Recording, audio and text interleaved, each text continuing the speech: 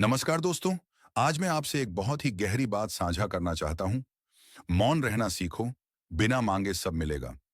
जीवन में अक्सर हम बोलकर, शिकायत करके या बार बार अपनी इच्छाएं दोहराकर चीजों को पाना चाहते हैं।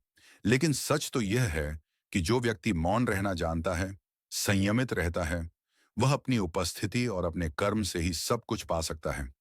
मौन का मतलब सिर्फ चुप रहना नहीं होता। मौन का मतलब होता है अपने शब्दों पर नियंत्रण रखना, अपनी भावनाओं को सहेजना और अपनी ऊर्जा को सही दिशा में लगाना। जब आप मौन होते हैं तो आप अपने अंदर की आवाज सुन पाते हैं। आप समझ पाते हैं कि आपको वास्तव में चाहिए क्या।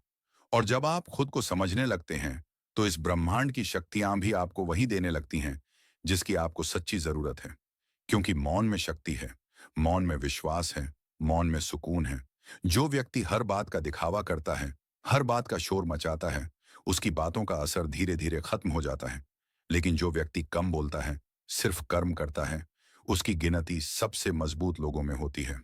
सोचिए, पेड़ कभी शोर नहीं करता, फिर भी हर मौसम में फल देता है। सूरज कभी आवाज नहीं करता, फिर भी पूरी दुनिया को रोशनी दे देता है। समंदर कभी चिल्लाता नहीं, फिर भी सारी नदियों को अपनी गोद में समा लेता है। तो फिर हमें क्यों इतना बोलना पड़ता है?